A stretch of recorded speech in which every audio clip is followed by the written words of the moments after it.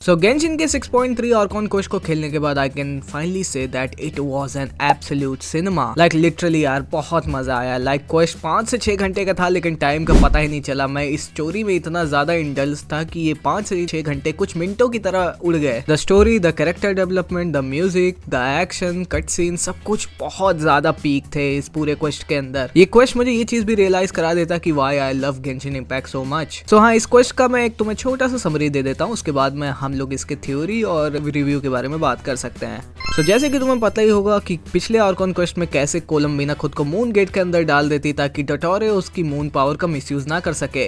Whereas हम लोग इस क्वेस्ट के अंदर देख सकते हैं कि कैसे कोलंबिना मून गेट को एक्सप्लोर कर रही है, जहाँ पे वो पास्ट मेमोरीज को देख सकती है और उनके साथ इंटरेक्ट भी कर सकती है। Like she can literally change the past. और यहाँ पे हम लोग को टाइम ट्रेवल करके दिखाया जाता है, वो भी एक बहुत ही ज्यादा यूनिक वे में। जहाँ पे कोलंबिना इस मून गेट को एक्सप्लोर कर ही रही होती है, वहाँ पे उसे रैरियर भी मिलता है, वहाँ पे उसे थ्रेनोंडिस भी मिलती है। और ये वाला इंटरेक्शन मुझे काफी ज्यादा अच्छा भी लगा लेकिन सैड भी लगा at the same time that rarer और थ्रेनोंडिस उस मून के अंदर एग्जिस्ट तो करते हैं लेकिन अलग अलग टाइम के अंदर, तो वो लोग आपस में मिल नहीं सकते हैं। वेयरएज हम लोग को ये भी देखने को मिलता है कि कैसे रैरियर कोलंबिना से माफी मांगता है उसने जो जो चीजें किया, और उससे ये भी कहता है कि थ्रेनोंडिस को एक आखिरी मैसेज उसके लिए भेज दे, जो कि कोलंबिना करती भी है उसके लिए। और भाई यार कितना ज्यादा वेल रिटन कैरेक्टर था रैरियर, उसकी स्टोरी कितने ज्यादा अच्छे से इन लोगों ने लिखी थी। सो वेयरएज कोलंबिना जब इस मून गेट के एंड में पहुंची तो उसको finally 3 original moon sister goddesses देखने को मिलती हैं, जिससे वो बात वगैरह भी करती। कोलंबिना को ये चीज रियलाइज होती कि हम लोग इस मून गेट के अंदर आ तो सकते हैं लेकिन इसके अंदर कोई भी एग्जिट नहीं है। फिर सीन शिफ्ट होता है अपने हीरोज के ऊपर, जहाँ पे वो लोग प्लान बना रहे कि वो लोग डोटोरे को कैसे रोके और कोलंबिना को कैसे वापस लाएं। जहाँ पे हम लोग सैंड्रोने के लैब के लिए जाते हैं, जहाँ पे हम लोग सैंड्रोने के मटेरियल से इकट्ठा कर सके ताकि वो एक वर्ल्ड प्रोग्राम अपना बना सके। लेकिन जब हम लोग उस लैब के अंदर पहुंचते तो वहाँ पे हम लोग को डोटोरे देखने को मिलता है। अब वो हम लोग के सामने था और हम लोग को इतनी आसानी से जाने नहीं देने वाला, तो हम लोग को उससे लड़ना पड़ता है। अल्टीमेटली वो हम लोग पे भारी पड़ रहा होता है लेकिन फिर आर्लेकिनो आती है जो कि हम लोग को बचा लेती है। लेकिन स्टिल जब हम लोग वहां से जा रहे होते हैं, आर्लेकिनो ऑलमोस्ट सबको बचा ली होती है लेकिन डोटोरे हमारे ट्रैवलर को कैप्चर कर लेता है और फिर वो वहां से गायब हो जाता है अचानक से। फिर क्या हमारे हीरोज वापस अपने बेस पे पहुंचते हैं, यानी कि वही नेफर का जो अड्डा है उस वहां पे पहुंचते हैं। सैंड्रोने अपने वर्ल्ड प्रोग्राम के ऊपर काम कर रही होती है, हम लोग डोटोरे के पास फंस गए होते हैं, कोलंबिना मून गेट के अंदर फंसी होती है। मुद्दे की बात तो ये है कि जब डोटोरे हम लोग को पकड़ लिया था तो वो हम लोग को नुकसान पहुंचाने की जगह वो हम लोग को ये कन्विंस करने में लगा था कि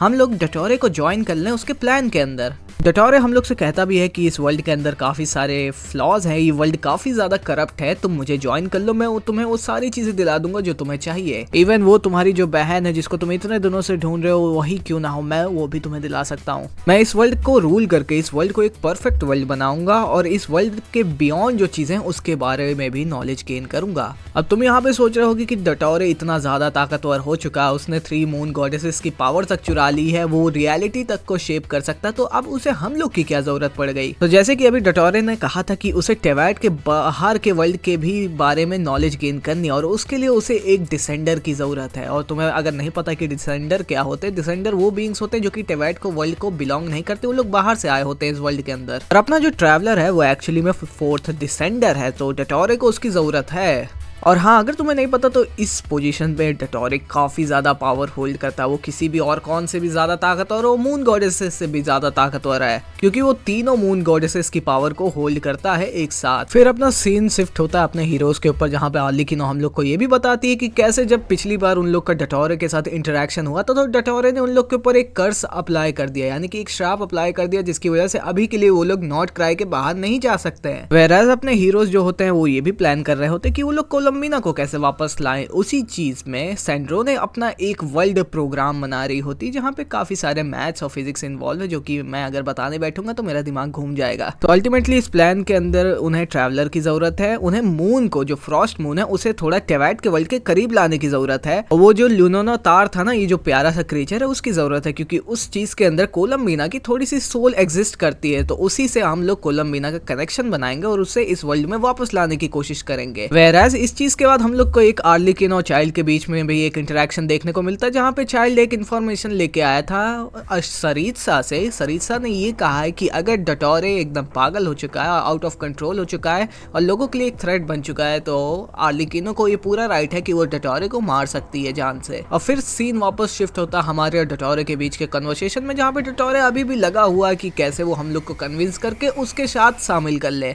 लेकिन डटोरे की बात सुनते सुनते अपना ट्रैवलर बोर हो जाता है और अचानक से वो उसको पीछे से तलवार भोंक देता है। और फिर क्या हम लोग वहीं पे डटोरे से भिड़ जाते हैं, लेकिन हम लोग ऑफ कोर्स वहाँ पे हार रहे होते क्योंकि डटोरे कुछ ज्यादा ही स्ट्रांग होता। लेकिन तभी वहाँ पे वंडरर आ जाता है, जो कि डटोरे में आंख डाल के उसे घूर के वहाँ से हम लोग को बचा के ले जाता है। लाइक लिटरली डटोरे और वंडरर के बीच में पुराना बहुत बड़ा कॉन्फ्लिक्ट रहा है, लेकिन अब डटोरे वंडरर को जानता भी नहीं है। लेकिन जैसे कि तुम्हें पता ही होगा कि वंडरर ने अरमनसल से अपनी मेमोरीज यानी पूरी अपनी एग्जिस्टेंस को मिटा लिया है, तो डटोरे भी उसको नहीं पहचान पाता है। वो सोचता है कि ये नया बंदा अब कौन है। फिर क्या वंडरर हम लोग को हमारे हीरोज के पास वापस लाके कर देता।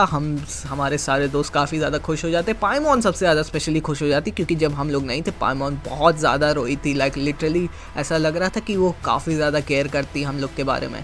फिर क्या निकोल हम लोग को थोड़ा बहुत टेवाइट के हिस्ट्री के बारे में ज्ञान देती है। और तुम इसको जानते ही होगे कि निकोल एक तरह की हिस्ट्री बुक है। वो अचानक से लो रैप करना शुरू कर देती है और फिर उसका मुंह ही नहीं बंद होता है। वो हम लोग को 3 मून सिस्टर और निबलंग के बारे में बताता है। निबलंग वो ओरिजिनल रूलर था टेवाइट का, वो ड्रैगन रूलर। निकोल हम लोग को ये भी बताती है कि कैसे 3 मून गॉडेसेस हैं वो पहले के जमाने की 4 शेड्स थी।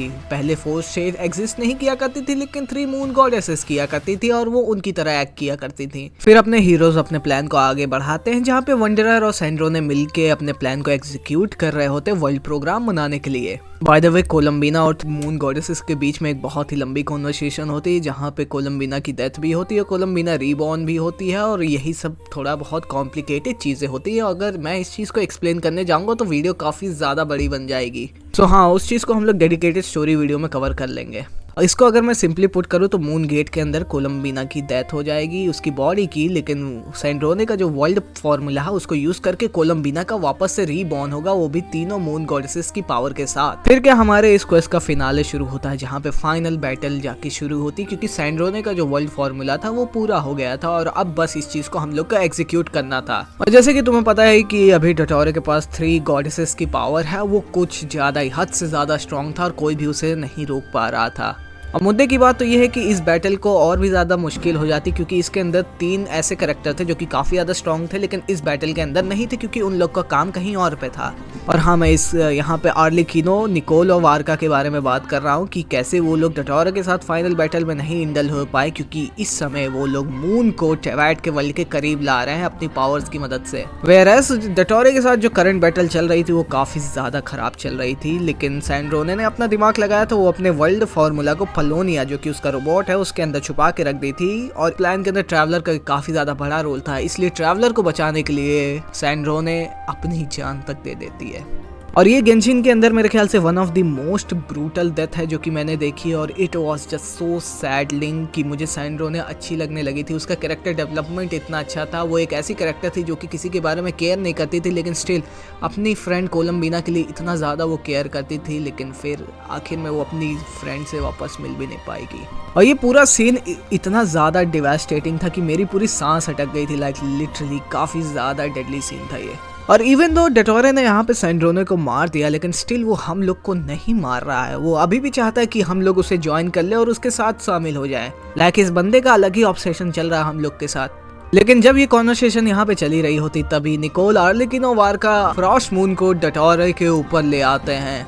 और जैसे कि तुम्हें पता ही था कि वर्ल्ड फार्मूला पलोनिया के बॉडी के अंदर था और वो कंप्लीट हो चुका था, तो ये अपना राइट मूवमेंट था कोलंबिना को वापस लाने के लिए यहाँ पे। फिर क्या कोलंबिना वहाँ पे अपनी एक ग्रैंड एंट्री मारती है, और मैं तुम्हें बता दूं ये कोई ऐसी वैसी कोलंबिना नहीं है, ये कोलंबिना है तीनों मून गॉडेसेस की पावर वाली। और फिर क्या कोलंबिना अपने सारे हीरोज को उस डोमेन के अंदर लाती है जहाँ पे सब लोग डटोरे से लड़ते हैं उसकी फील्डिंग सेट करने में। और मुझे ये चीज देखने में लाइक लिटरली मजा आ गया था। एक 5 से 6 घंटे का और का एब्सोल्यूट फिनाले, एकदम सिनेमा।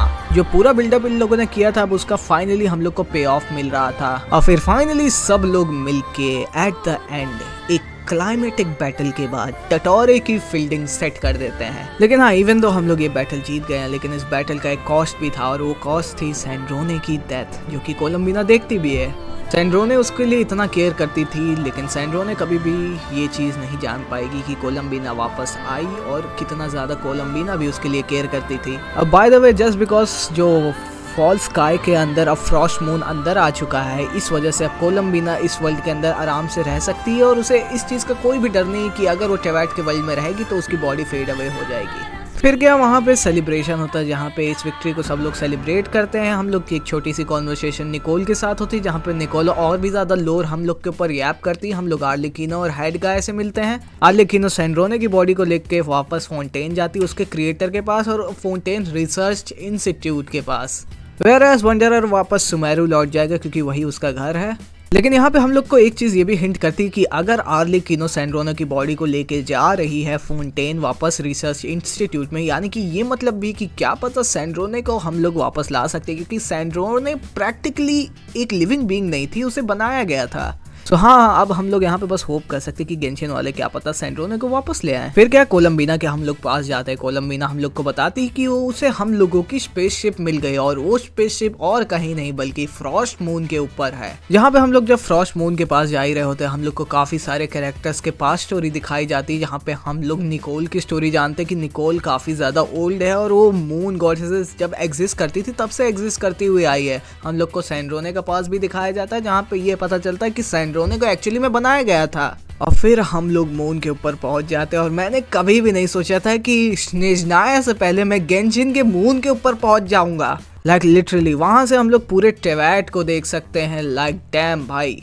फिर क्या, हम लोग वहाँ पे अपनी स्पेसशिप को देखते हैं और हम लोग सोचते हैं कि आखिर में हम लोग तो लैंड तो नॉर्थ क्राई के अंदर किए थे, लेकिन हमारी स्पेसशिप मून के ऊपर क्या कर रही है। फिर हम लोग को ये पता चलता है कि कैसे दो प्राइमोरियल वन था, वो इस स्पेसशिप को टेवैट का नहीं मानता था। जस्ट बिकॉज ये स्पेसशिप टेवैट में नहीं बिलोंग करती थी, इसीलिए उसने इसे नॉर्थ क्राई से रिमूव करके बाहर कर दिया, वो भी फ्रॉस्ट मून के ऊपर। फिर कोलंबिना हम लोग से पूछती है क्या हम लोग टेवैट को अपना घर मानते हैं, तो हम लोग कहते हैं कि हाँ, अब तो टेवैट ही हम लोग का घर है। फिर हम लोग को ये भी पता चलता है कि कैसे कोलंबिना ने, जो उसके पास 3 मून थे, उसमें से इटर्नल मून उससे वापस लाउमा को दे दिया और जो इरिडेसेंट मून है वो वापस से आर्लेकिनो को दे दिया है। इवन दो लाउमा अपने मून की पावर को यूज नहीं कर सकती, लेकिन आर्लेकिनो अपने इरिडेसेंट मून की पावर को बिल्कुल यूज कर सकती है। दैट मीन्स आर्लेकिनो को एक बफ मिल चुका है स्टोरी के अंदर और वो पहले से भी काफी ज्यादा ताकतवर हो चुकी है। होपफुली आर्लेकिनो को इन गेम भी एक बफ मिल जाए।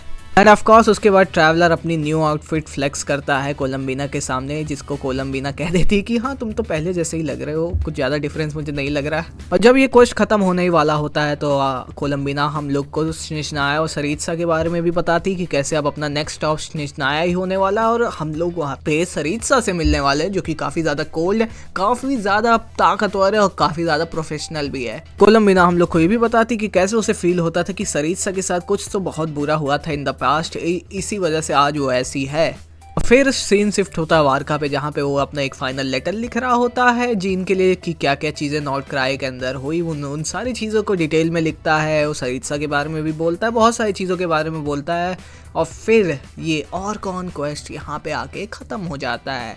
और फिर मुद्दे की बात तो ये, जब ये क्वेस्ट ख़त्म होता है हम लोग को एक ग्लिच इफेक्ट देखने को मिलता है। मेरी 2 थ्योरीज हैं जो कि मेरे ख्याल से बता सकते हैं कि ये ग्लिच इफेक्ट क्यों है। और पहली थ्योरी ये है कि या तो डटोरे मरा नहीं है, जैसे कि तुम्हें पता होगा डटोरे के पास उसके सेगमेंट्स है, क्लोन्स हैं जो कि पूरे वर्ल्ड के अंदर फैले हुए थे।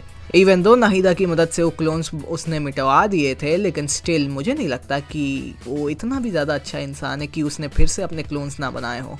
दूसरी थ्योरी ये है कि क्या पता हेवनली प्रिंसिपल फाइनली अपनी नींद से उठ गया है और या तो जो 4 शेड्स हैं वो अब फाइनली कुछ एक्शन लेने वाले हैं टेवैट के वर्ल्ड के अंदर, क्योंकि वो लोग बैठे बैठे बहुत सारी चीज़ें देख चुके हैं। वो लोग बस ऑब्जर्व कर रहे हैं वर्ल्ड को बाहर से, लेकिन इतने ज़्यादा कांड हो रहे हैं इस वर्ल्ड के अंदर, फाइनली क्या पता अब जाके वो लोग कोई स्टेप लें। सो हाँ, ये क्वेस्ट मुझे काफ़ी ज़्यादा अच्छा लगा। लाइक लिटरली मज़ा आ गया। मुझे क्या बता सकता हूँ, मेरे पास वर्ड्स कम पड़ गए कि जिस हिसाब से इन लोगों ने अपनी स्टोरी को क्या कहते हैं एग्जीक्यूट किया। इसके अंदर हम लोग को टाइम ट्रैवल तक देखने को मिला, वो भी कितने फ्लॉलेस तरीके से। हम लोग को इसमें डेथ और रीबर्थ भी देखने को मिला, हम लोग को कैरेक्टर डेवलपमेंट देखने को मिले। स्पेशली सैंड्रोने का जो कैरेक्टर डेवलपमेंट था वो काफ़ी ज़्यादा अच्छा लगा था मुझे। वो कैरेक्टर अच्छी लगने लगी थी और फिर गेंशिन वालों ने उसे मारवा दिया। आई होप करता हूँ कि शायद उसे रिवाइव कर दिया जाए। एक चीज मुझे देखनी थी कि वारका को हम लोग स्टिल एक्शन के अंदर नहीं देख पाए, वो थोड़ा सा मुझे डिसअपॉइंट किया, लेकिन स्टिल कोई बात नहीं, अगले पैच में शायद हम लोग पक्का उसे देखने वाले हैं। वेयरएज इस क्वेस्ट को मैं 10 आउट ऑफ 10 दूंगा। It was a complete absolute cinema experience जो कि किसी को नहीं मिलता है, और मैं तो बस यही कहूँगा कि ये एक्सपीरियंस वॉज सो गुड। जो लोग गेंशिन नहीं खेलते उनके लिए मुझे कभी कभी बुरा लगता है कि उन्हें ये चीज़ रियलाइज़ नहीं हो रही कि वो लोग क्या बड़ी बड़ी चीज़ों को मिस कर रहे हैं अपने लाइफ के अंदर। वेरास अगर तुमने इस वीडियो को यहाँ तक देख लिया तो चैनल को सब्सक्राइब कर लो, वीडियो को लाइक कर लो। मैं मिलूंगा तुमसे एक नई वीडियो में, तब तक के लिए bye bye, see you soon.